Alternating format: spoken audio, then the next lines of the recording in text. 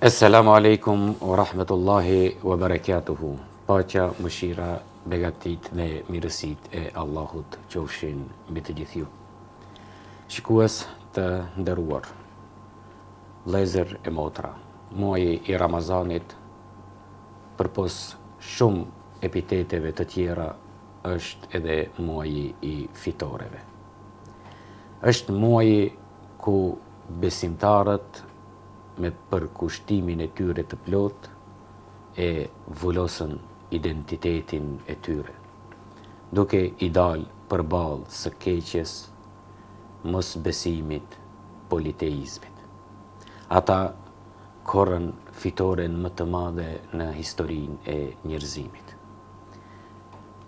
Fitore e madhe ishte në dy arsye, apo në dy aspekte. Aspekti i parë ishte se këtu për herë të parë në fushë betejë muslimanët ballafaqohen me mosbesimtarët, e në anën tjetër ishte edhe organizimi i parë ushtarak i Muhammedit sallallahu alaihi wasallam, gjë që dëshmoi edhe mënyrën se si ai e konsolidoi ushtrinë në konsulta të përzemërta, me përullësinë më të madhe, edhe pse ishte komandant, edhe pse ishte profet. Lufta e Bedrit ka mesazhe të shumta, për të cilave ne mund të marrim mësim. E për të sqaruar më gjerë dhe më në detaje për këtë betejë, për këtë ballafaqim, ne sonte kemi nderin që mysafir të radhës në studion e emisionit Nektar Shpirti të kemi profesorin e nderuar të shkollës së mesme islame Medreseja Isa Beu, paralele e shkollës qendrore në fshatin Kondov në Shkup, Lutfi Efendi Nexhipin. Profesori i nderuar, është kënaqësi dhe mirë se erdhët. Mirë se vjen. Jemi pra duke i shënuar këto ditë, apo më konkretisht ditën e Bedrit, e cila ka mesazhe, siç thamë edhe më herët, të shumta. Besimtarët deri në këtë moment nuk kishin urdhër për të luftuar, kurse lufta e Bedrit ishte ajo piknisja që ata do duhet në çdo formë dhe mënyrë që t'i mbrojnë të drejtat e tyre dhe përforcojnë ekzistencën e tyre, e njëkohësisht edhe ta vullosin identitetin e vet. Çka mund të thuhet për ngjarjet të cilat i paraprin luftës së Bedrit? Bismillahirrahmanirrahim. Në fillim e lutim Allahun xhalla shanuhu që këto ditë të agjerimit, lutjet, ibadetet të cilit e kemi bërë, Allahu xhalla shanuhu të na i pranon dhe të na i bën kabull. Po ashtu edhe ditët të cilët na kanë mbetur në vijim, Allahu xhalla shanuhu të na jap forcë, energji që edhe ato të i kalojmë sa më mirë ashtu siç është. Pa dyshim që secili popull do të shënon datat e veta historike, të cilët ngjarjet historike kanë bërë ndryshime të mëdha, do të thotë jo vetëm se në mesin e muslimanëve, por edhe më gjerë në përgjithësi, do të thotë të gjithë popujt, e ne konkretisht do të thotë folim për një betejë e Muhammedit a.s. apo beteja në mes muslimanëve dhe mushrikëve të Mekës. Para se të vjen te kjo betejë në mes muslimanëve dhe mushrikëve të Mekës, ashtu siç e cekët se deri në këtë periudhë lufta e muslimanëve në kundrejt mushrikëve ka qenë ndaluar. Do thotë nuk kanë pasur urdhër nga ana e Allahu xhalla shanuhu që të bëhet një luftë. Plot 13 vite Muhamedi a.s. në Mekke, duke e thirrur popullin që të braktisë idhujtarien dhe të beson në një Zot të vetëm, u përballua me tortura të lloj-llojshme.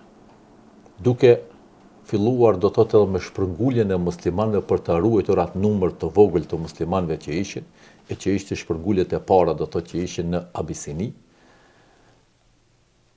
dhe gjitha do të thotë për këto çështje u bën për të i kalimin e problemeve apo torturave të cilit u bëshë, dhe në asnjë mënyrë do të thotë nuk morën guxim muslimanët që të i luftojnë ato. Jo që nuk kishin forcë, sepse njeriu ndonjëherë kur pushtetet për mur me aq ka ko lufton, por ishte qëllimi se nuk ka pasur urdhër do të thot nga ona Allahu xhalla xhanu. Te i kalua edhe problemi vitit të dëshpërimit do të thot të vdekurve bashortës dhe gjyshit të Muhamedit a.s. edhe ishte një humbje e madhe për Muhamedin a.s. Mbi të gjitha deri në një shkallë ndoshta mund të them edhe humbje vetëm anës shpirtërore, por humbje edhe e shpresës për Muhamedin a.s. në mesin e banorëve të Mekës. Edhe mbështetës vetëm të paktën të cilën ai e kishte. Paralel me të që ishin ato dy mbështetësit dhe rrojtësit e Muhamedit a.s. Do thotë shumë të mushrik nuk kanë guxuar të hakmerrin ndaj Muhamedit duke pasur parasysh se gjyshi i tij e mbron. Dhe kështu që mbas 13 viteve do thotë nuk ju dha urdhër që të luftojnë, por u porosit pejgamberi a.s. që të largohet prej atij. Do thotë problemet e luftës së Bedrit, shkaqet e kësaj fillimit të kësaj betejë, mund të themi se rrënjët i kanë shumë më herët. Prej të fillimi i shpalljes së këndej. Më konkretisht do të thotë nëse bëjmë një paralelizëm në momentin që pejgamberi a.s. mas 3 viteve që thirri fshehurazi në Islam, në vitin e 4 të shpalljes kur ja nisi haptazi, do thotë armiqt vetëm se filluan të i dalin, por muslimanët do thotë të bindur në fjalën e Allahut dhe në misionin e Muhamedit a.s. i përballuan të gjitha ato tortura të cilët nuk mund ndonjëherë të përshkruhen në mendjet e njeriu, se njeriu ndaj njeriu mund të sillet ashtu. Dhe e lishoi qytetin e vendlindjen e tij do thotë Mekën dhe erdhi në Medinë. Ajo çka ishte prej ditëve të para do thotë të Medinës, mushrikët tentuan nëpërmjet njerëzve të cilët i kishin në Medinë, e që ishin alatët më të përbetuar të tyre ishin hebrejt, edhe pse ato në një çfarë mënyre bën një aleancë me Muhamedin a.s. për ta mbrojtur qytetin e Medinës. Jo do të thotë që e pranuan Islamin, por nga çdo sulmi i jashtëm që i bëhej qytetit të Medinës, do të ishin në gjendje, por kish prej atyre të cilët bashkëpunonin do thotë me mushrikët e Mekës, dhe mushrikët e Mekës do thotë edhe në këtë rast u mundoshin intriga të ju bëjnë muslimanëve vetëm mos të i lënë rahat. Si piknisje e betejës së Bedrit, do thotë që përmendet në përgjitha literaturat islame, është çështja e karavanit të Ebu Sufjanit. Karavani i Ebu Sufjanit ka qenë karavan tregtar, i cili ka ardhur prej Shamit në Mekke. Dhe pejgamberi a.s. do thotë me shokët e tij, pasi që siç e ceka në fillim kur erdhën, kur filluan mushrikët e Mekës të sulmojnë, të themi në atë mënyrë, apo të interesohen për gjendjen e muslimanëve që të i dëbojnë prej Mekës, Medinës, muslimanët filluan që të vëzhgojnë. Do thotë territorin ku jetojshin e qytetit të Medinës kishte vizhgim 24 orë për të mbrojtur prej mushrikëve, apo për ndonjë tentative edhe të mbrëmshme të jo besimtarëve të cilët jetonin në Medinë. Mirë po, si shkak zanafille fillimit të kësaj betejës, do thotë ka qenë pikërisht karavani i Ebu Sufjanit, i cili pejgamberi a.s. me shokët e tij do thotë e vërejti se po vjen. Mirë po, këtu ndodh do thotë se Ebu Sufjani lajmërohet se kinse muslimanët do të luftojnë apo të kanë dalë tje në prit, sepse pejgamberi a.s. dhe shokët e tij nuk kanë qenë plaçkitës. Se fundi nëse morët një paralelizëm me atë pasuri të cilën e lanë në Mekë, edhe ki çështja e karavanit është shumë e vogël në krahasim me pasurinë të cilën e lanë në qoftë pasuri materiale, po ajo ana shpirtërore nuk e diskutojmë, do thotë se s'ka çmim. Ajo nuk ka çmim në shpirtrat e muslimanëve të asaj kohe dhe Muhamedit a.s. Vetëm ato mund ta përshkruajnë se si e kanë lënë qytetin e Mekës, do thotë si e kanë lënë qabën dhe janë larguar prej atij. Nuk ka përshkrim çmim çka mund të paguhet, por zanafilla do thotë fillon prej te ki. Ebu Sufjani lajmërohet se muslimanët i kenë në prit, dhe Ebu Sufjani i paralajmëron mushrikët e Mekës se muslimanët na kanë sulmuar. E ndryshon rrugën, do thotë karavani nuk ka rënë në duar të muslimanëve, apo të themi nuk e grabiten atë pasuri të tyre, e ndryshon rrugën dhe shpëton. Por kur i lajmëron mushrikët në Mekë, ata filluan që të organizohen për të i luftuar muslimanët. Ndoshta një ndër arsyet që mushrikët kanë bërë do thotë në këtë kohë se akoma jo vetëm se mushrikët, por edhe shtetet përreth që kanë qenë, akoma nuk i kanë nuk i kanë llogaritur ndonjë faktor muslimanët. As Muhammedin a.s. e as muslimanët. Do thotë kanë quajtur një grup të vogël që kushdo që ballafaqohet me to, do thotë do të imposht pa ndonjë zhurmë apo pa ndonjë jehon që do të dëgjohet. Kështu që mushrikët filluan të përgatiten dhe i erdhi lajmi Muhammedit a.s. se mushrikët janë duke u përgatitur për të luftuar. Dhe pejgamberi a.s. do thotë edhe ki filloi do thotë të nis për përgatitje për të u mbrojtur do thotë nga mushrikët. Këto janë disa do thotë nga shkaqet të cilët kanë ardhur deri te betejë e Bedrit, që ndryshe ka bu kjo një kthes të madhe. Kurani do thotë e ka quajtur Yawmul Furqan, do thotë dita e ndarjes, për arsye se në këtë moment është nda imani dhe kufri. Besimi apo nëse janë këto elemente profesori cilat do t'i diskutojmë më vonë. Mirë po, kur ndalemi te ajo se nuk ishte synimi i besimtarëve lufta me çdo kusht. Edhe këtë argumentojnë shumë gjëra të tjera, për arsye se ata, edhe pse kishte të dhëna se karvani i Ebu Sufjanit mbartë pasuri të konfiskuar muslimanëve cilët ato e kishin lënë. Dhe ata ishin në gjendje që ta mbrojnë atë që u takon atyre. Mirë po, jo me çdo kusht ata nisen në betejë për të zhvilluar luftë. Për posa asaj që e thatë edhe ju më herët, që ata nisen për të mbrojtur Medinën dhe për të mbrojtur identitetin e tyre. Kurse mushrikët edhe për skaj shpëtimit të karavanit, nga Ebu Sufjani, ashtu siç edhe ju e cekët, me ndërrimin e rrugës, ata pastaj mbajnë seanca të bime të ndryshme për nxitje që ata një herë për gjithmonë t'i qerojnë hesapet me Muhammedin dhe muslimanët. Dhe këto vjen deri te edhe njoftimet se ata janë nisë për betejë dhe mënyra se si pejgamberi alayhi salatu wassalam përgatit ushtrinë e vet. Edhe kjo, domethënë, ka një mesazh shumë të mirë kur vjen në pa uniteti i muslimanëve, pavarësisht se ata ishin muhaxhir të shpërngulur nga Mekkeja ose ishin ensar vendas të Medinës, të cilët japën dyrë dhe zemrat e tyre dhe e pritën Muhammedin sallallahu alaihi wasallam. Këtu te mënyra e përgatitjes së ushtrisë nga ana e pejgamberit alayhi salatu wassalam, nëse ka mundësi të na thoni diçka për arsye se edhe këtu ka mesazhe dhe porosi, cilat për të sotme janë shumë domethënëse. Në pasi që i vjen lajmi Muhammedit alayhis salam se mushrikët e Mekës janë duke u përgatitur, do të thotë janë të bë organizim për të luftuar, në të njëjtën kohë edhe pejgamberi alayhis salam fillon konsultimet me shokët e tij për sulmet eventuale që do të i vinë do të thotë nga mushrikët, apo të themi konkretisht lufta që do të vjen nga ana e mushrikëve të Mekës. Ashtu siç dihet, do të thotë struktura e banorëve të Medinës ka qenë në mes ensarëve dhe muhaxhirëve. Muhaxhirët ishin ata të cilët erdhën me Muhammedin alayhis salam prej Mekës në Medinë, ndërsa ensarët ishin banorët e Medinës. Duhet ta kemi të qartë që ensarët pima herët do të thotë janë besatuar se me çdo kush do ta mbrojnë Muhammedin alayhis salam.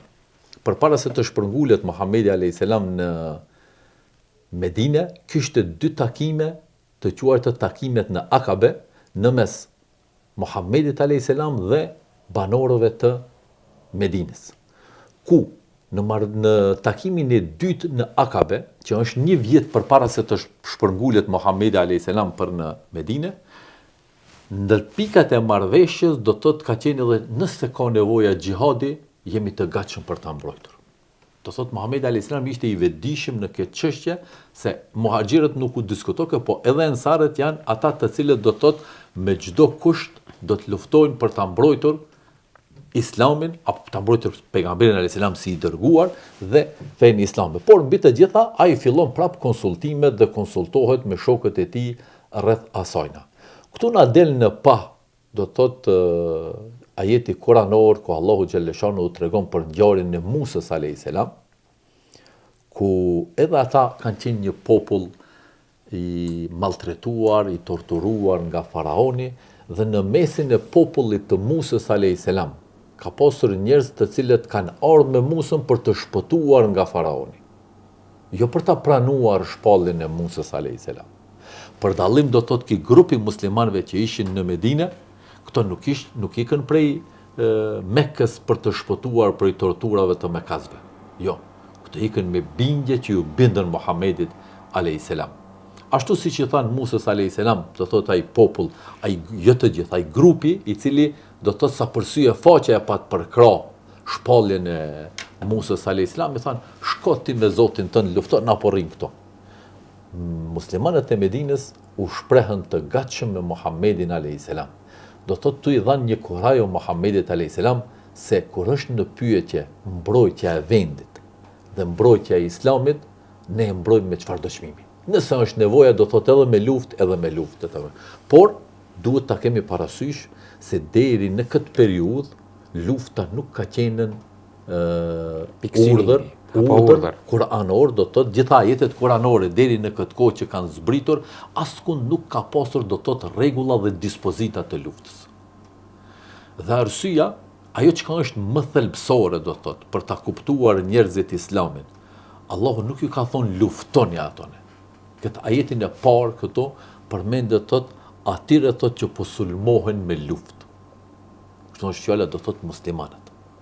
Atyre që po sulmohen me luftë, u është dhënë leje të luftojnë për shkak se u është bë padrejtësi ndaj tyre. Këtë mënyrë do thotë Allahu e ka lejuar luftën, nuk ka lejuar luftën që shkojnë to dhe të plaçkisin. Po me bë invazion ose plaçkitjet pasurisë apo plaçkitjet vendit apo invazion apo për ndonjë qëllim materiale apo territoriale apo kujt diçka, jo. Lufta lejohet në momentin kur ti të është bë padrejtësi. Pikë së pari do thotë ne po tholim te këndi e muslimanëve. Edhe sot e kësaj ditës muslimanët do thotë si parim duhet ta kenë ajetin e parë në luftën e Bedrit, nëse kanë pretendime ndaj një vendi tjetër, nuk mundet me pas pretendime përderisa ai vend nuk është i cili i ngacmon muslimanët. Ose nuk ka qasje armiqësore ndaj tyre me tendencat pushtimit ose të sulmimit. Këtu është do thotë dhe gjatë përgatitjeve domethënë që ishte thasi që ceka korajo për muslimanët se ato të gjithë u rreshtuan pas Muhamedit a.s. Pra i thanë ne jemi mastije, ashtu si që ta urdhërosh, ashtu ne do të përgjigjemi, në të njëjtën kohë do thotë zbret edhe ajeti kuranor me të cilën Allahu xhalleshanu do thotë që u ka lejuar muslimanëve luftën për të mbrojtur. Në këtë ajet kuranor, pa mos me hi shumë në detaje, do thotë ka shumë edhe mesazhe. Çka është qëllimi thotë atyre të cilët janë duke u sulmuar. Do thotë na i dim jetën tonë të cilën po jetojmë me sulmet apo luftrat të cilët kemi arritur në atë moshën tonë të im rrim, se çka bojnë ushtrit? Shkatrojnë, vjedhin. Dhunime, masakra, tortura, vrasjet pafajshme. Kështu me radhë. Këto do thotë juve ju shkonin luftë pse jeni të u sulmu, po jo plaçkitje, jo kalljet pasurisë, jo në çdo betejë pejgamberi alayhis salam do thotë i ka porositur respektimin e të dorëzuarve, respektimin e pleqve, respektimin e popullatës, respektimin e bagëtisë, respektimin e ushqimeve, edhe të bimëve. Gjitha këto nuk ka të drejtë në asnjë histori të luftës, nuk mohet mend se muslimanët kanë hyrë në një vend edhe kanë shkatruar dhe kanë bërë. Kanë bërë mizori. Pse? Ju nuk e keni urdhër mizorien, luftën, torturën. Ju jeni për ta mbrojtur dinjitetin e juaj, se ato janë duke ju sulmuar. Kjo është një mesazh të cilin e përmend Allahu xhalleshanu në Kur'an dhe ja jap. Dhe çdo kush që del prej kësaj kornizës ka dalën do thotë prej rregullave dhe parimeve islame. Qemi të qartë. Edhe i kofshin muslimanët. Domethënë kjo është edhe një mesazh edhe për ata që sot muslimanët i etiketojnë si burim i terrorit edhe i fundamentalizmit të ndryshëm, cilët s'kan bazë në islam dhe s'kan asgjë të përbashkët me islamin. Pikërisht këtu e ceka se edhe nëse muslimanët e bojnë, do thotë e bojnë në kundërshtim me rregullat dhe parimet islame. Sepse muslimanëve nuk ju ka leju lufta për të bërë dhunë, për të bërë terror, për ta shkatruar. Kana i palës tjetër kundërshtar, është i dorëzuar, nuk i të drejta sulmosh.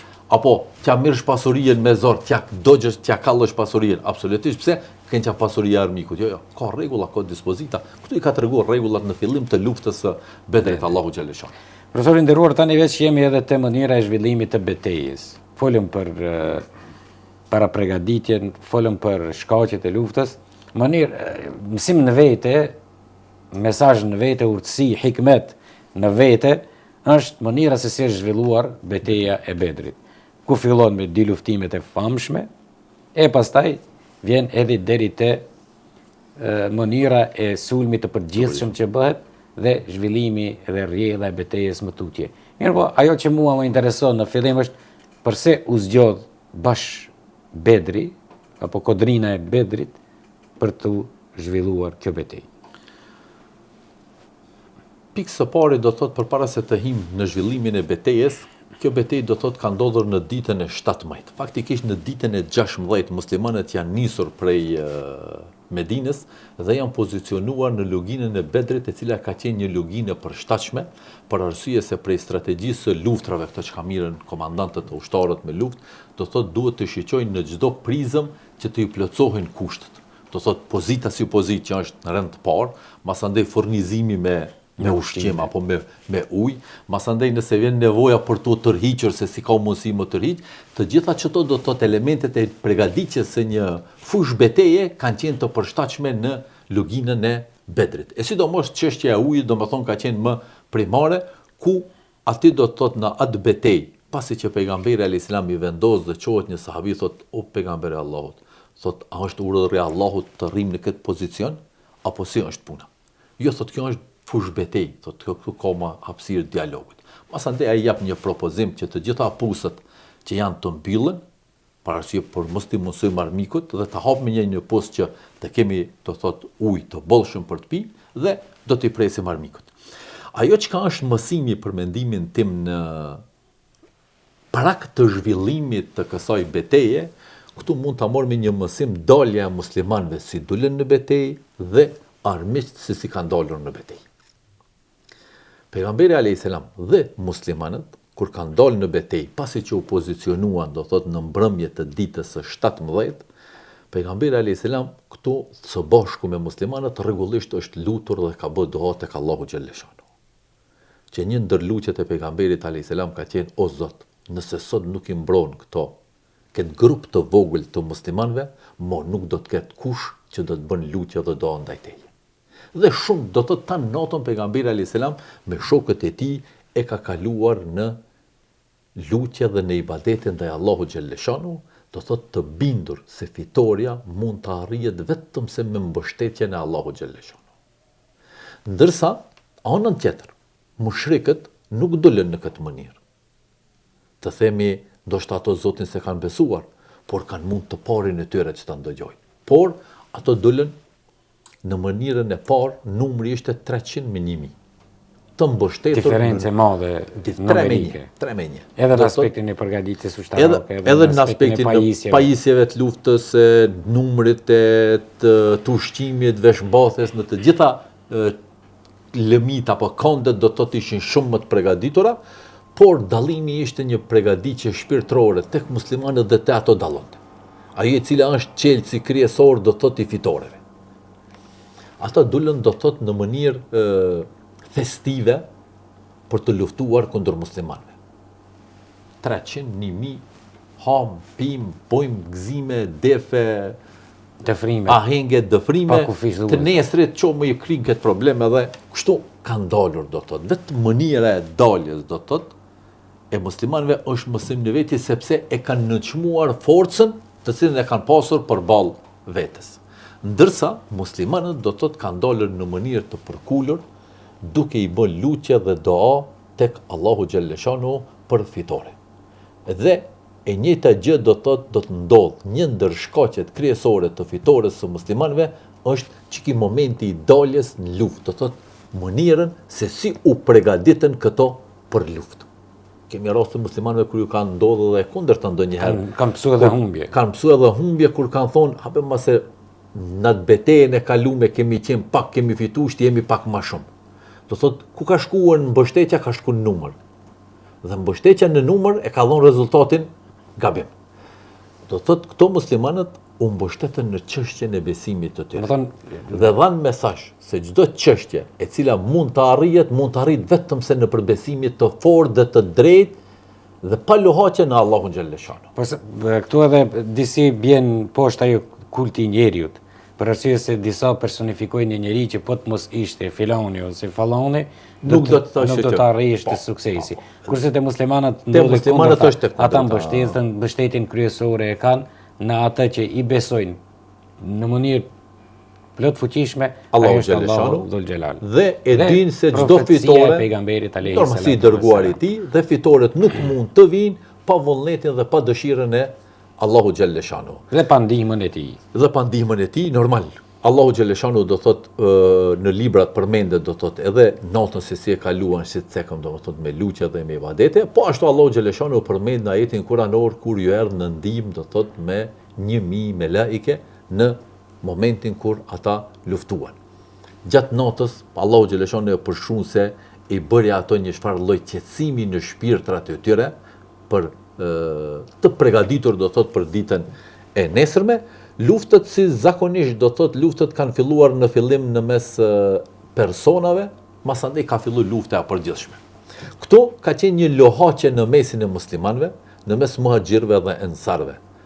Se kanë mendu njerëzit se pejgamberi alayhis salam do ta mbron familjen e vet dhe do të i përdor të tjerët. Por ndodhe kundërta. Ata të cilët dolën ishin Hamza edhe Aliu radiallahu anhu ishin prej muhaxhirëve, ndërsa Ubejdi ishte nga ana e ensarëve. Do thot pejgamberi nuk e kursej, nuk ishte prej atyre të cilët mendonte njerëzit e afërm të vet të i mbron, të themi ashtu në rreth 2 apo në 3 apo të 4, ndërsa ato të cilët të panjohshmit të qetë në rrethin e para. Por dhe kundërta ndodhi do thot dhe akoma edhe më tepër do thot e përforcoi atë pejgamberllëkun e tij ndaj shokëve se pejgamberi do thot edhe në luftë, edhe në sakrificat më të mëdha i qetë njerëzit të cilët janë eminent për atë çështje. E dim na çështjen e Hamzës do thot që ka qenë me trimërinë e tij, e dim që guximin e Aliut radiallahu anhu e kështu me radhë. Pas dy luftimeve do me thonë të këtyre të treve, ku fitimtar kanë dolur muslimanët dhe prej aty do thot ka filluar beteja, sulmi i përgjithshëm, beteja e përgjithshme, ku në fund do thot mushrikët nuk patën qare, jashta se filluan dal nga dal të ashlojnë fush betejen dhe të largohen. Edhe pse do thot në fush betejen e përgjithshme do thot, mushrikët menduan se e kanë vrarë Muhamedit alayhis salam, por Muhamedi alayhis salam ishte i mbrojtur nga shokët e tij dhe kur u larguan ato, thanë se do të takohemi prap vitin e ardhshëm. Sepse jo besimtarët, kur mushrikët në këtë rast do thotë të Mekës, kur nuk i llogaritin një grup të vogël dhe në fund pësojnë, atëherë kërkojnë prap ma frikë këtë di luftim vetëm që të shpëtojnë, por edhe në luftat e ardhshme do thotë që kanë ndodhur gjatë muslimanëve, gjithmonë muslimanët kur janë mbështetur në Allahun xhaleshanu, të bindur se fitoria vjen vetëm se me ndihmën e atina, gjithmonë kanë dalur fitimtar. Profesor, jemi këtu kur bëhet fjalë për ndihmën e Allahut që zbret për besimtarët kur ata me të drejtën e tyre mbrojnë atë që u përket, po edhe mbrojnë vetë deklaratën e tyre, pra se nuk ka zot tjetër veç Allahut, dhe se Muhamedi alayhi salam është rob dhe i dërguar i tij. Në ajete kuranore përmendet edhe zbritja e ndihmës së Allahut nëpërmjet melekëve, të cilët ai i dërgoi si ushtar në fush betej. Thuhet se dikun ka ajet ku thot 1000 melaqe kanë marrë pjesë në fush betej drejt për drejti. Kjo është edhe një dëshmi, domethënë, se Allahu Dhul Jalal, një njeri i cili nënshtrohet plotësisht, ai nuk e le pa ndihmë. Po ishte edhe ajo që e thatë edhe jo, lutja e pejgamberit alayhis salam, ku tha o Zot, nëse ky grup i vogël sot në poshtet, nuk do të ketë njeri më në sipërfaqen e tokës që do të adhurojë. Po në këtë aspekt diçka nëse mund të thuhet më në detaje. Në çështjen e ndihmës së melekëve, kemi dikun ku folet për pranimin e lutjeve dhe doave, është një përmendet do thot disa kushte që doat do thot të jenë të pranuara, shpeshherë populli jon do thot që luta Zotit që sa kohë po bëhet doja kabul, ndërsa mangësit të themi apo mënyrën e lutjes absolutisht nuk e përmend. Nuk e marrin parasysh. Po, këtu përmendet një rast te dietarët të cilët kur folin për kushtet e pranimit të lutjes të luqeve apo të duave, përmendet pikërisht betejë e Bedrit.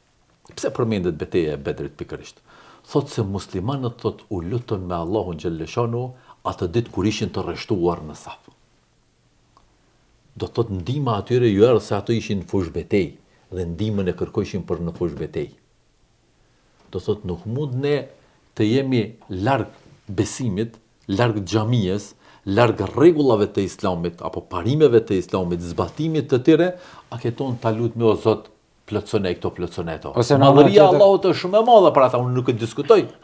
Por në atë të cilin e ka përshkruar historia, do thotë ti duhesh të ish, po të kërkosh të bëhet kabul namazi, duhesh të ish të falësh namaz. Po të kërkosh të bëhet kabul agjerimi, duhet të agjerosh për të mbështetur në fund të agjerimit.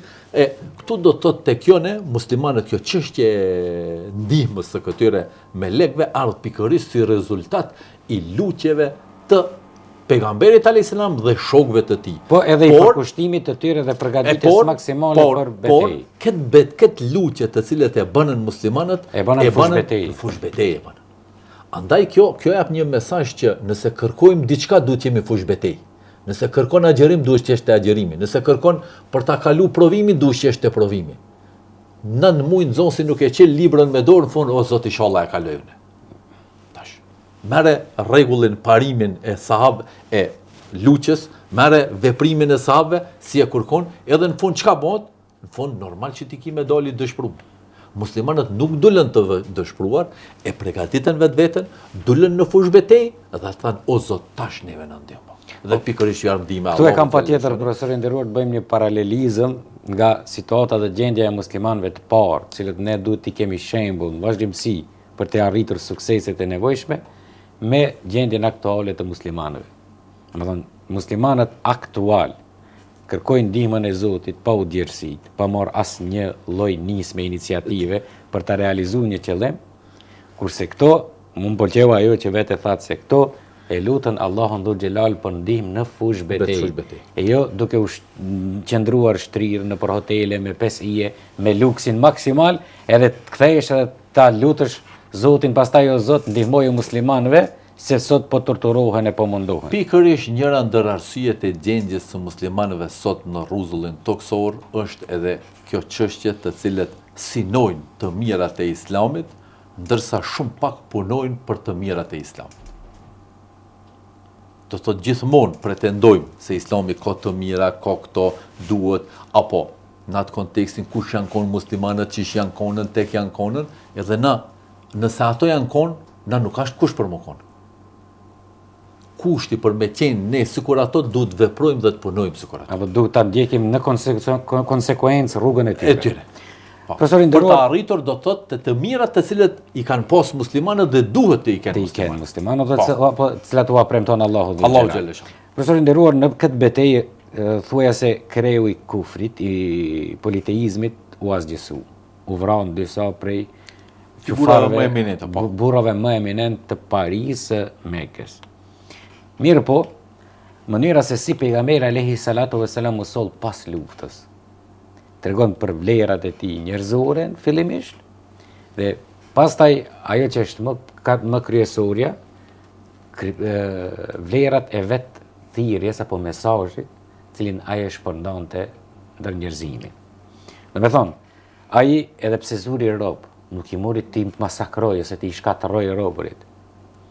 Po, mënyra se si sillet ai me ta, për cilën do të flasësh edhe ti, domethënë tregon dhe jep mësim për neve besimtarëve se nuk është qëllim, po e përsërisim atë që e tham në fillim, tortura, mizoria, terrori, shkatrimi, zhdukja, vrasja. Po, qëllim është arritja e një drejtësie absolute në sipërfaqen e tokës, ku secili do ta ndjej veten të lirë për të vepruar ashtu siç dëshiron, po edhe nëse nuk don apo nuk ja ka futur Zoti udhëzimin që ta pranoj edhe fenë. Jo me çdo kusht, pra duhet të gjithë njerëzit të jenë musliman sipërfaqen e tokës. Po ne si musliman do t'i kemi ato raportet e definuar ashtu siç i përcakton Allahu në Kur'an dhe siç na mëson i dërguari i tij pejgamberi sallallahu alaihi wasallam. Këtu në këtë aspekt duke marrë parasysh se edhe kohën e kemi të ngushtë dhe para se të sqarojmë do të thotë disa rregulla apo mësime apo vlera të luftës së Bedrit, mund ta llogarisim se luftën e Bedrit pejgamberi alayhis salam nga luftja e shndroi në paqë.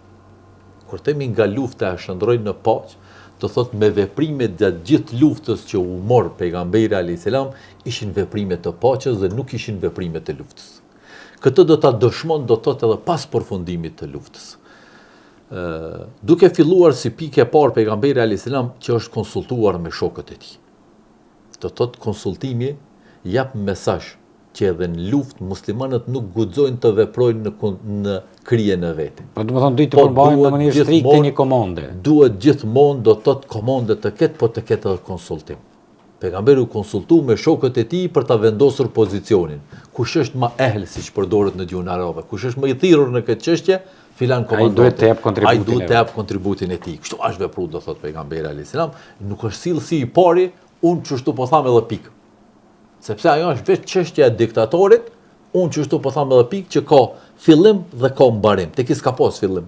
Fillim ka pas, po mbarim s'ka pas, se gjithmonë do thotë është konsultuar. Një çështje tjetër do thotë që mëri jehon në atë kohë ishte se filluan shtetet për rreth në lindje dhe perëndim të ndëgjojnë për këtë grup të vogël të muslimanëve. Do thotë nëse deri dje muslimanët dhe Muhammedin alayhis salam nuk e kanë llogaritur për një shoqëri të shëndosh, tash filluan të mendojnë se ka dalë se këto paskën kapacitet edhe kundër një ushtrisë me 1000 vet me luftu. Do thotë ngritje thirrjen islam me një nivel më të lartë. Në çështjen tjetër, në të gjitha veprimet që i kanë bën, kanë qenë të vetëdijshëm që janë veprime të cilët i ka urdhëruar Allahu xhallahu xhanu. Do thotë kanë hecur parimeve dhe rregullave të islamit, të besimit në Allahun xhallahu xhanu. Dhe çështja tjetër që ka qenë, që jap një mesazh dhe një jehon ka qenë çështja e robërave të luftës. Ashtu siç e cekët, padyshim se kulminacioni të gjithë të mirave të themi pas përfundimit të luftës, ashtu siç e ceka se luftën e shndroi në paqë, është mënyra se si u soll Muhamedi alayhis salam me robërit e luftës. Edhe pse u konsultua me sahabët, ku në mesin e atyre kishte njerëz të mleft që ishin për arsye se nuk ishte divjet, do thotë që i kanë dëbuan, do thotë të afërmit e tyre. Kishte familjar, do thotë në Medinë, kishte familjar të cilët ishin në Mekke. Do thotë pika e parë hakmarrjen ndaj robërve e ndaloi, e stopoi pejgamberi alayhis salam. Tha kjo nuk është parim dhe rregull. Nuk jemi të urdhëruar dhe të udhëzuar për të malltretuar këta njerëz. Çështja e dytë ishte se muslimanët padyshim që kanë pas nevojë për kushte ekonomike. Duke e ditur se i lanë gjithë pasuritë e tyre në Mekke dhe erdhën në Medinë. Në fillim me cekëm edhe ai karavani i vogël që Abu Sufjani i pat plaçkit muslimanët, edhe çata nuk arritën që ta marrin. Dhe tash nevoja më e madhe për muslimanët, nëse e shohmi ne me atë botë kuptimet tona, cili ka qenë aspekti ekonomik. Gjithë ato robër shejkën e zonë më thonë mushrikëve paguni se na kemi nevojë për parë. Edhe ishte shumë realitet se muslimanët kishin nevojë do thot për aspektin ekonomik. Por nuk veproi as në këtë mënyrë. Për çka? Nuk solli vendime në vete, sa i kishte një mision. Nuk livrizi për misionit të tij, që ishte fjala e parë, lexo.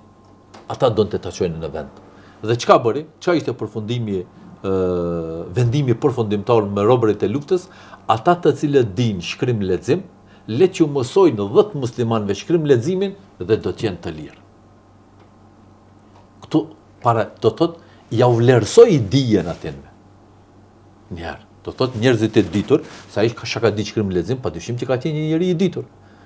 Do thotë e vlerësoi ata si një njeri me shkollë, tha po për lirinë tonë që kishin luftë, i mëson 10 musliman dhe i lirë. Këtu edhe 10 musliman do t'i bën të ditur, por mbi të gjitha porosin kuranore, ku Allahu xhallahu thotë lexoni, mësoni në emër të Allahut, kjo ishte e pandryshueshme në Muhammedin alayhis salam, qofshin kushtet e mira apo kushtet e këqija, dhe këtë e dëshmoi ai.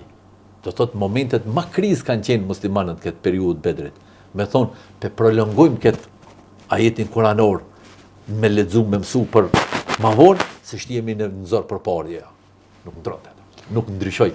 Por aty do të tregoj që thash se luftën do të e shndrojë në paqe. Leximi dhe mësimi janë prej parimeve të paqes.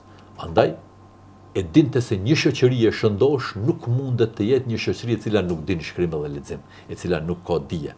Për të arritur muslimanët atë të cilën e arritën do thot me Muhammedin dhe me gjeneratat e arta, e arritën pikërisht në saje të ngritjes së nivelit të diturisë në mesin e muslimanëve, gjë të cilën e përcolli pejgamberi alayhis salam qish në betejën e parë. Profesor, ka dhe shumë gjëra për të folur në lidhje me betejën e Bedrit, nuk mjafton një emision me një minutazh kaq të kufizuar, edhe pse ne kemi të kaluar edhe kohën e parapa, mirë po disa gjëra duhet të thuheshin domosdoshmërisht përmes Mehmet i cunguar vetë emisione dhe mesazhe që duam ta përcjellim nëpërmjet këtij emisioni. Unë ju falenderoj për kohën që ndat, duke lutur Allahun dhul xhelal që këtë kohë së bashku që e ndan këtu ta shkruani ibadetin inshallah. Ne cekëm disa çështje do të thotë që janë më kryesore se në çdo çështje nëse him do të thotë të izbërthejmë, padyshim që duhet emisione të tëra, por sa për të marrë një pasqyrë se si ka vepruar Muhamedi alayhis salam edhe në momentet më të vështira, domethënë që ka qenë lufta. Allah Zoti inshallah do qetë i dobishëm për muslimanët këto fjala për këtë ligjërat të cilën e kemi mbajtur. Ne falenderoj edhe një herë për kohën. Ju falenderoj. Ishte nder dhe kënaqësi. Kurse juve shikues të nderuar, ju falenderoj për vëmendjen me të cilën na ndëgjët, duke lutur Allahun dhul xhelal që këtë ditë agjerimi të sotme ta ketë pranuar, por edhe ditët në vijim që kanë ngel për të agjeruar me lehtësinë më të madhe, të na bëjë të mundur që edhe ata të i kalojmë dhe të i arrijmë inshallah teala. Pra duhet t'i marrim parasysh mesazhet të cilat i jep betejë e Bedrit, se besimtari në momentet kur ai deri në pikën e skajshme sulmohet dhe atakohet, ai duhet ta mbrojë veten e vet, po ku në tendencat apo në përpjekjet për ta mbrojtur veten e vet, ai nuk guxon të merret me ata të cilët nuk i dalin në rrugë, por të merret vetëm me ata të cilët i ka pengesë në ndjekjen e rrugës dhe pasimin e asaj rruge të cilën e ka të përcaktuar nga Allahu dhul xhelal dhe nga pejgamberi alayhi salatu vesselam, se jo çdo herë lufta është synimi besimtarëve, por lufta është një element për të arritur një paqe me baza të shëndosha mbi parimet hyjnore të përcaktuara nga Allahu dhul xhelal, dhe se pika kryesore e besimtarit është arritja kënaqësisë së Allahut dhul xhelal dhe ta bëjmë krenar të dërguarin ton Muhammedin alayhis salam në ditën e dhënies së llogarisë. Edhe një herë pra, Allahu ju shpërbleft për kohën që ndat me ne deri në emisionin e radhës. Assalamu alaikum wa rahmatullahi wa barakatuh.